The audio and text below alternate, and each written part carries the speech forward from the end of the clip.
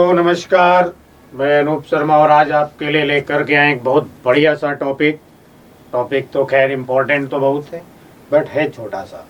और टॉपिक है force between plates of capacitor and dielectric slab. यानी जब हम किसी डाइलेक्ट्रिक की स्लैब को, ये जो देख रहे हैं ना, ये पैरेलल प्लेट कैपेसिटर है। इस पैरेलल प्लेट कैपेसिटर में जब हम किसी डाइलेक्ट्रिक स्लैब को डाल रहे होंगे तो देखिए यहाँ पे होगा क्या कि ये पॉजिटिव प्लेट है तो यहाँ पे होगा पॉजिटिव चार्ज। अब यहाँ जब पॉजिटिव चार्ज होगा तो इस पॉजिटिव चार्ज की वजह से, और इधर की तरफ ये नेगेटिव चार्ज। अब इस पॉजिटिव और नेगेटिव चार्ज की वजह से यहाँ पे चार्ज इंड्यूस होगा। अब ये जो चार्ज इंड्यूस होगा डाइलेक्ट्रिक में, यहाँ पे फिर होगा पॉजिटिव और यहाँ पे इंड्यूस हो जाएगा नेगेटिव। इस नेगेटिव और पॉजिटिव चार्ज के बीच में एक अट्रैक्टिव फोर्स लगेगा, और वो जो अट्रैक्टिव फोर्स होगा वो ये अट्रैक्टिव फोर्स कुछ ऐसे लग रहा होगा। तो जब अट्रैक्टिव फोर्स या प्लेट और डाइलेक्ट्रिक के बीच में ये लगेगा फोर्स, तो यहाँ पे फोर्स के दो कंपोनेंट हो सकते हैं। एक कंपोनेंट तो इस डायरेक्शन में होगा जो प्लेट के परपेंडिकुलर है, और दूसरा कंपोनेंट जो है इसका वो प्लेट के पैरेलल हो सकता है, तो ये पैरेलल कंपोनेंट हो गया। एग्जैक्टली सेम यहाँ पर भी फोर्स के दो कंपोनेंट, एक तो प्लेट के पैरेलल होना चाहिए और दूसरा प्लेट के परपेंडिकुलर होना चाहिए। यानी जो कॉर्नर पे चार्ज इंड्यूस हुआ, इस इंड्यूस चार्ज की वजह से डाइलेक्ट्रिक और प्लेट के बीच में एक अट्रैक्टिव फोर्स लगेगा। तो जब ये फोर्स लगेगा तो इसके दो कंपोनेंट हुए, एक पैरेलल टू प्लेट, दूसरा परपेंडिकुलर टू प्लेट। अब ये जो परपेंडिकुलर टू प्लेट वाले कंपोनेंट हैं ये प्लेट के रिएक्शन फोर्स से, यानी नॉर्मल रिएक्शन से बैलेंस हो जाएंगे, बैलेंस होके कैंसिल हो जाएंगे। लेकिन ये जो पैरेलल वाले कंपोनेंट आपको दिख रहे हैं, इन कंपोनेंट की वजह से प्लेट हमारी धीरे धीरे इस, यानी ये जो डाइलेक्ट्रिक स्लैब दिख रही है, ये डाइलेक्ट्रिक स्लैब धीरे धीरे इन प्लेट्स के बीच में आती जाएगी।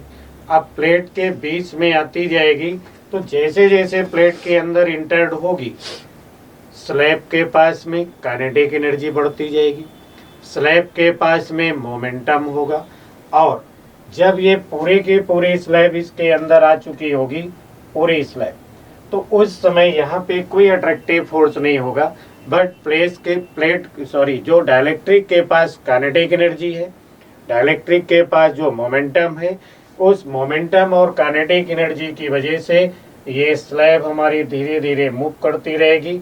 और जब ये निकल के बाहर जाने लगेगी, यानी इसकी कुछ ये कंडीशन होगी कि ये प्लेट हो गई और ये डाइलेक्ट्रिक हो गई।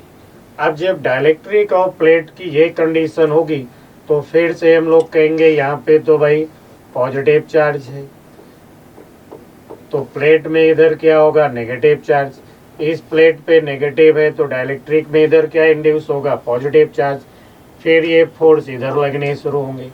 अब इन फोर्स के फिर कंपोनेंट होंगे, इधर ये पैरेलल कंपोनेंट और इस तरफ एक आएगा परपेंडिकुलर कंपोनेंट। ये रहा परपेंडिकुलर कंपोनेंट और ये हो गया पैरेलल टू प्लेट।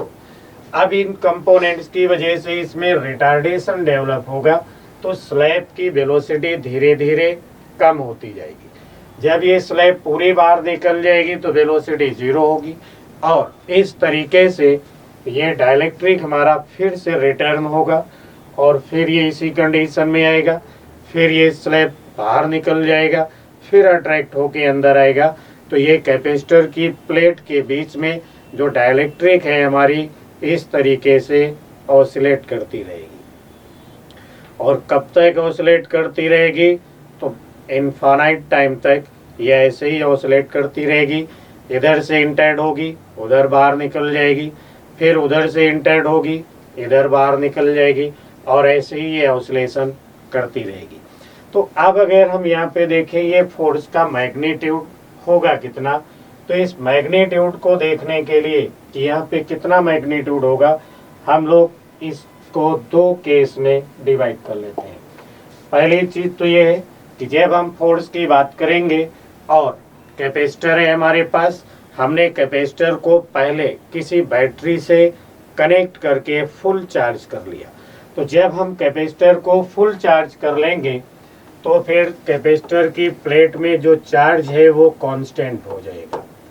अब चार्ज कांस्टेंट होगा, क्यों कांस्टेंट होगा? क्योंकि अब कैपेसिटर बैटरी से बाहर निकल चुका है, तो चार्ज आने का कोई चांस नहीं है। अगर ये बैटरी से कनेक्ट होता, बैटरी से ये कनेक्ट होता तो इसमें बैटरी से चार्ज आ भी सकता था और इससे निकल के कुछ चार्ज बैटरी में भी जा सकता था, यानी तब कैपेसिटर में चार्ज का वेरिएशन होता। लेकिन हमने फुल कैपेसिटर को चार्ज कर लिया। अब फुल चार्ज कर लिया कैपेसिटर को तो चार्ज हो गया कांस्टेंट। और इस डाइलेक्ट्रिक स्लैब को जब हम यहाँ पे लेकर के आए और मान लीजिए कि यह dielectric slab x length plates के बीच में आ चुकी है।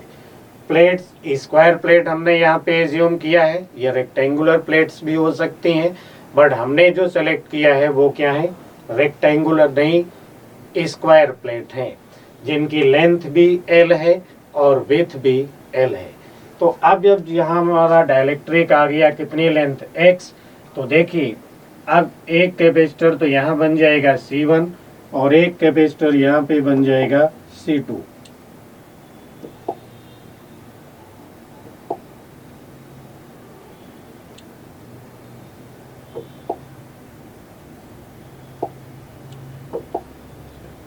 तो एक ये हो गया भाई C1 और ये हो गया C2। तो इस तरीके से अगर हम C1 और C2 की वैल्यू लिखें तो C1 यहाँ पे फिर होना चाहिए था एप्सिलॉन नॉट। एरिया कितनी होगी? तो प्लेट की विड्थ हो गई भाई L और डाइलेक्ट्रिक कितनी इंटर्ड आ चुकी है? X इंटर्ड हो चुकी है, X लेंथ। तो एरिया कितनी हो जाना चाहिए भाई? L into X। और डाइलेक्ट्रिक कांस्टेंट है के अपॉन में सेपरेशन हो गया D। अब इधर अगर हम C2 की बात करें तो C2 यहाँ पे फिर हो जाना चाहिए epsilon naught L minus X, यानी विड्थ तो L हो गई और लेंथ कितनी हो गई? L minus X। तो ये हो गया एरिया अपॉन में सेपरेशन हो गया D। अब देखिए ये दोनों कैपेसिटर, क्योंकि ये दोनों के लिए पॉजिटिव प्लेट है और ये इन दोनों के लिए क्या होगी? Negative plate. तो ये दोनों ही कैपेसिटर कैसे हो गए? पैरेलल कॉम्बिनेशन में। तो हम अगर इनका निकालें इक्विवेलेंट कैपेसिटी तो यहाँ पे जो इनकी इफेक्टिव कैपेसिटी है वो होना चाहिए C1 प्लस C2। C1 कितना हो गया? तो लिखते हैं एप्सिलॉन नॉट, या C1 प्लस C2 लिखें तो एप्सिलॉन नॉट हो गया इंटू L। फिर यहाँ पे हमने लिख दिया भाई L plus K minus 1 into X upon में हो गया D। ये हो गई भाई इक्विवेलेंट कैपेसिटी।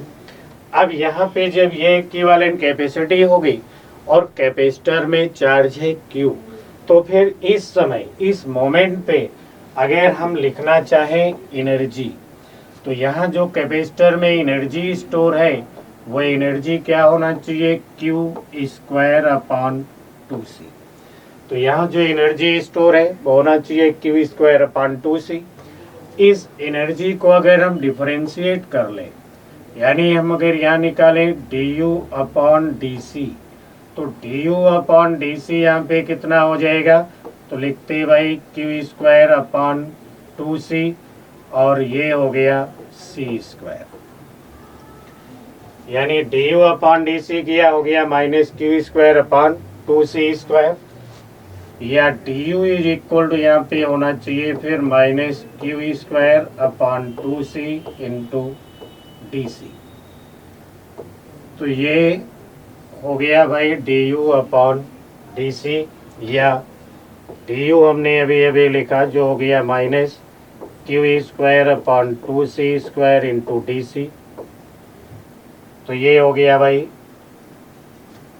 डिफरेंशिएट कर लिया हमने एनर्जी को। अब एनर्जी को जब हम डिफरेंशिएट करते हैं तो हमको क्या मिलता है, फोर्स। तो यहाँ पे ये मिल गया force minus Q square upon 2c² और डी सी। ये होना चाहिए भाई डी यू, यानी चेंज इन पोटेंशियल एनर्जी। अब अगर इस फोर्स के लिए हम लिखते हैं इसको तो कर सकते हैं इसका हम D U upon D x. तो D U upon D X यहाँ पे फिर क्या हो जाएगा भाई, minus Q square upon 2c² और ये हो गया D C upon D X. Minus को भी अगर इधर हम शिफ्ट कर ले तो minus D U upon D X, ये हो गया भाई क्यू स्क्वायर अपॉन 2c² और डी सी अपॉन डी एक्स। तो minus D U upon D X क्या होता है, फोर्स। यानी हमने यहाँ से फोर्स कैलकुलेट करने की पूरी व्यवस्था कर ली। अब देखिए हमारे पास में सी इक्विवेलेंट भी पता है कि कितनी कैपेसिटी होगी। इसको अगर हम डिफरेंशिएट कर लें, एक बार इसका निकाल लें हम D C upon D x, तो हमें बड़े आराम से ये फोर्स मिल सकता है। यानी यहाँ जो फोर्स का मेन फॉर्मूला हमने बना करके रखा है आपके लिए, तो मेन फार्मूला जो हमें यहाँ पे मिला वो मेन फार्मूला हो गया भाई, हो जाएगा फोर्स होता है minus D U upon D x, और यहाँ पे जो हमने minus D U upon D x calculate करने की बात की तो वो होना चाहिए फिर क्यू स्क्वायर अपॉन 2c² और ये रहा डी सी अपॉन डी एक्स। यानी चार्ज तो हमें पहले से ही पता होगा, क्योंकि इस कैपेसिटर की प्लेट से कोई बैटरी कनेक्ट नहीं है, तो चार्ज क्या होगा, कांस्टेंट। कैपेसिटी हम लोग इस तरीके से लिख लेंगे। अब कैपेसिटी लिख लेंगे, बाकी बचा डी सी अपॉन डी एक्स, वो भी कैलकुलेट कर लेंगे। तो आप देखिए इसमें कैपेसिटी और डी सी अपॉन डी एक्स की क्या वैल्यू होगी। तो इसके लिए पहले तो हमने ये सब हटाया।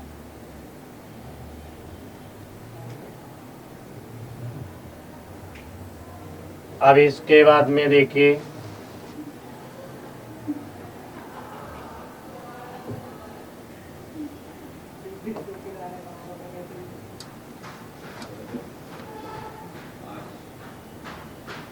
यानी अभी अभी हम लोगों ने यहाँ पे जो C लिखा था वो C हुआ करता था epsilon naught L upon D, bracket में था L plus K minus 1 into x, यानी ये था C। अब अगर इसका हम कैलकुलेट करें डी सी अपॉन डी एक्स तो ये हो गया epsilon naught L upon D, और ये L कांस्टेंट है तो 0 हो गया, प्लस हो गया K माइनस 1। तो ये रहा डी सी अपॉन डी एक्स। अब फोर्स लिख रहे होते तो एस पर फार्मूला क्यू स्क्वायर अपॉन 2 और C की जगह पे C की वैल्यू लिखते हैं epsilon naught L upon D, L plus K minus 1 into x, और ये कर दिया हमने स्क्वायर। तो ये हो गया क्यू स्क्वायर अपॉन 2c²। अब लिखना है डी सी अपॉन डी एक्स, तो ये हो गया epsilon naught L upon d K minus 1। यहाँ से और अच्छे से अगर सॉल्व कर ले तो ये हो गया Q square K minus 1 upon में 2 epsilon naught L upon D, और ये हो गया L plus K minus 1 into x का होल स्क्वायर। तो इस तरीके से हमें फोर्स तो पता चल गया, बट एक चीज़ है यहाँ पे देखने लायक कि ये जो फोर्स लग रहा होगा ये फोर्स डिपेंड करेगा किस पे, डिस्टेंस x पे डिपेंड करेगा। यानी ये फोर्स डिपेंड करेगा x पे। जैसे जैसे प्लेट इसके अंदर आती जाएगी x की वैल्यू इंक्रीज होती जाएगी, और x की वैल्यू इंक्रीज होती जाएगी तो फोर्स भी इंक्रीज होता जाएगा। यानी जब x यहाँ पे L के बराबर हो जाएगा तो इस समय जो फोर्स होगा वो मैक्सिमम होगा। लेकिन ये जो मैक्सिमम फोर्स होगा वो प्लेट के नॉर्मल रिएक्शन से बैलेंस हो जाएगा। इसलिए जब स्लैब हमारी इधर मूव कर रही होगी तो इसमें कोई भी रिटार्डेशन कॉज नहीं करेगा और प्लेट यानी डाइलेक्ट्रिक हमारा काइनेटिक एनर्जी और मोमेंटम की वजह से आगे की तरफ निकलना शुरू कर देगा। अब बाहर जब ये बाहर जा रहा होगा तो फिर रिटार्डेशन स्टार्ट होगा और इस डाइलेक्ट्रिक स्लैब को धीरे धीरे रोक देगा। देन फिर से हमारी स्लैब प्लेट्स के अंदर आनी शुरू होगी, अब उधर बाहर निकल जाएगी और इस तरीके से ये ऑसिलेशन होता रहेगा। तो ये था तब हम फोर्स की बात कर रहे थे जब कैपेसिटर में कोई भी बैटरी कनेक्ट नहीं थी और बैटरी ना होने की वजह से जो यहाँ पे चार्ज है कैपेसिटर का वो कांस्टेंट रहेगा। अब हम लोग बात करते हैं कि अगर बैटरी भी इसके साथ कनेक्ट हो तब कितना फोर्स होगा। तो उम्मीद है ये बात समझ में आ गई होगी। अब इतना सा समझ में आ गया तो बाकी तो कुछ बचा ही नहीं। तो अभी देखिए, अब हम लोग यहाँ पे यही प्लेट है, यही क्वेश्चन हो गया, बट इसमें अब हम एक बैटरी को कनेक्ट करके रखेंगे। तो जब हम इस बैटरी को इसमें कनेक्ट करके रखेंगे तो ये बैटरी तो भाई कनेक्ट हो गई। अब बैटरी अगर कनेक्ट हो गई है तो फिर इसके क्रॉस जो पोटेंशियल है वो मेंटेन रहेगा। अब पोटेंशियल इसके क्रॉस मेंटेन रहेगा, कितना मेंटेन रहेगा, ईएमएफ के बराबर। अब जैसे जैसे स्लैब प्लेट्स के अंदर आती जाएगी कैपेसिटी बढ़ती जाएगी। कैपेसिटी बढ़ रही होगी तो Q is equal to CV होता है, यानी चार्ज बढ़ेगा। तो जो चार्ज इंक्रीज होना चाहिए, जितने चार्ज की रिक्वायरमेंट होगी वो बैटरी से आता रहेगा। जब कैपेसिटर हमारा फुल यानी स्लैब फुल प्लेट्स के बीच में आ जाएगी पूरी तरीके से, तो उस समय कैपेसिटी क्या हो जाएगी, मैक्सिमम। तो फिर कैपेसिटर पे चार्ज भी मैक्सिमम होगा। जब ये प्लेट मेरी निकल के बाहर जा रही, डाइलेक्ट्रिक स्लैब बाहर निकल के जा रही होगी, तो एक बार कैपेसिटी फिर से कम होगी। कैपेसिटी कम होगी तो चार्ज भी कम होना चाहिए। अब चार्ज कम होगा तो वो कैपेसिटर से निकल के फिर से बैटरी में वापस चला जाएगा। तो इस तरीके से चार्ज की जितनी रिक्वायरमेंट होगी वो बैटरी से आएगा, जो एक्स्ट्रा चार्ज होगा वो रिटर्न होके फिर से बैटरी में वापस जाएगा। यहाँ पर भी अगर हम कैपेसिटी की बात करें तो डाइलेक्ट्रिक स्लैब हमारी एक्स लेंथ यहाँ पे आ चुकी है। तो फिर से अगर हम यहाँ कैपेसिटी लिखते तो यहाँ जो कैपेसिटी होती वो कैपेसिटी देखिए एक्स लेंथ है, तो इधर क्या हो जाएगी C1, और जिस तरह एयर दिख रही है उसकी कैपेसिटी क्या हो गई C2। फिर से अगर हम यहाँ लिखें C1 तो C1 यहाँ फिर से एक बार हो गया epsilon naught L x into के। L इंटू एक्स क्या हो गया, एरिया, के डाइलेक्ट्रिक कांस्टेंट अपॉन सेपरेशन हो गया प्लेट का। दूसरे पार्ट की अगर कैपेसिटी लिखे, जो व्हाइट सा पार्ट दिख रहा है ना जिसपे एयर है, इसकी अगर हम कैपेसिटी लिखें तो इसकी कैपेसिटी होना चाहिए था epsilon naught L into L minus x upon में प्लेट का सेपरेशन हो गया D। अब इक्विवेलेंट कैपेसिटी लिखते तो यहाँ पर भी हो जाता C1 प्लस C2, और C1 प्लस C2 करते तो होता है epsilon not into L plus के minus 1 into X upon D। ये हो गया था C इक्विवेलेंट। और जब हमने एक इक्विवेलेंट कैपेसिटी निकाल ली तो इस समय बैटरी चूंकि इस पे लगी हुई है, क्योंकि बैटरी क्या है, कनेक्ट है, तो पोटेंशियल क्या रहेगा, सेम रहेगा। अब पोटेंशियल सेम रहेगा तो यहाँ हम एनर्जी अगर लिखते तो ये जो एनर्जी होती वो क्या हो जाती, हाफ CV²। V क्या हो गया, EMF हाफ पोटेंशियल। अब अगर इसे हम करें du अपॉन dx तो ये होना चाहिए था हाफ dc अपॉन dx, क्योंकि बैटरी का EMF तो कांस्टेंट है, कैपेसिटी चेंज हो रही है, जैसे जैसे x बढ़ेगा कैपेसिटी बदलती जाएगी। तो ये हो गया dc अपॉन dx, और माइनस du अपॉन dx होता है फोर्स, तो माइनस du अपॉन dx होना चाहिए था फोर्स। तो फिर यहाँ जो फोर्स लगेगा वो फोर्स होना चाहिए minus half epsilon naught e square d सी अपॉन डी एक्स। यानी इस तरीके से हम लोग फोर्स कैलकुलेट कर सकते हैं। तो इतनी बात समझ में आ गई होगी। अब इतनी सी बात क्लियर हो गई तो बचा इसमें क्या, डी सी अपॉन डी एक्स। अब डी सी अपॉन डी एक्स अगर हम कैलकुलेट करें तो फिर डी सी अपॉन डी एक्स के लिए देखिए ये लिखा है सी, तो अब हम लोग कैलकुलेट करते हैं डी सी अपॉन डी एक्स। तो यहाँ से अगर हम D C upon D x निकालें तो डी सी अपॉन डी एक्स के लिए सबसे पहले तो हमने लिखा सी, और सी यहाँ पे हो गया भाई epsilon not into l upon D, और ब्रैकेट में हम लोगों ने लिख रखा है एल प्लस के माइनस 1 इंटू एक्स।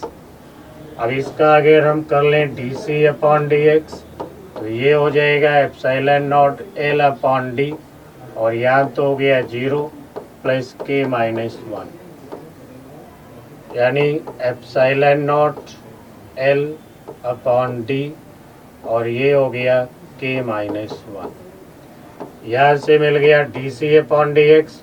अब फोर्स लिख रहे थे जो था माइनस का डी सी अपॉन डी एक्स, और तो डी सी अपॉन डी एक्स हम लोगों ने लिख ही रखा है। अब यहाँ अगर लिखें तो ये हो जाएगा half epsilon naught e square into l k minus 1 upon में ये हो गया डी, यानी डी सी अपॉन डी एक्स की ये वैल्यू है। अब ये लिखना था हमको तो हमने लिख डाला डी सी अपॉन डी एक्स। तो ये मिल गया फोर्स में यहाँ पे half epsilon naught l e m f का square 1 minus k upon d. तो ये हो गया फोर्स, और यहाँ पे जो फोर्स लग रहा है ये फोर्स हो गया इंडिपेंडेंट, यानी ये जो फोर्स है वो हो गया इंडिपेंडेंट फ्रॉम डिस्टेंस। अब यहाँ इंडिपेंडेंट फ्रॉम डिस्टेंस क्यों हो गया, क्योंकि ईएमएफ यहाँ पे कांस्टेंट है। कैपेसिटी के घटने बढ़ने से जो चार्ज का वेरिएशन होगा वो बैटरी एडजस्ट कर लेगी, यानी जितना एक्स्ट्रा चार्ज की रिक्वायरमेंट होगी वो बैटरी से आ जाएगा, जो एक्स्ट्रा हो जाएगा यानी कम चाहिए होगा तो वो चार्ज कैपेसिटर से बैटरी में मूव कर जाएगा। तो इस तरीके से जब बैटरी कनेक्ट होगी तो यहाँ जो फोर्स होगा वो ये आपके लिए लिखा हुआ है। इस समय ये जो फोर्स लगेगा ये फोर्स होना चाहिए F is equal to half epsilon naught e square l upon d 1 minus k, और ये है इंडिपेंडेंट फ्रॉम एक्स, यानी यहाँ एक्स का कोई रोल नहीं है। तो इस तरीके से जो डाइलेक्ट्रिक स्लैब और प्लेट के बीच में फोर्स लगता है वो उसके दो केस दोनों अभी मैंने डिस्कस किए। एक तो तब कैलकुलेट करते हैं जब प्लेट कैपेसिटर की जो प्लेट्स हैं उनके बीच में कोई भी चार्जिंग सोर्स नहीं होता है, यानी जब बैटरी कनेक्ट नहीं होगी तब कितना फोर्स होगा, और जब बैटरी कनेक्ट होगी तब कितना फोर्स होगा। तो ये दोनों चीज़ें आपकी समझ में आ गई होंगी यार, और क्योंकि ये काफ़ी इम्पोर्टेंट बातें हैं तो अगर आप इन्हें एक बार देख करके दोबारा से आप कोशिश करेंगे समझने की तो समझ में आ जाएगा, क्योंकि बहुत ज़्यादा टफ नहीं है। ठीक है भाई, तो उम्मीद है कि अब ये हो गया होगा। आगे मिलते हैं एक नए टॉपिक के साथ, तब तक के लिए नमस्कार।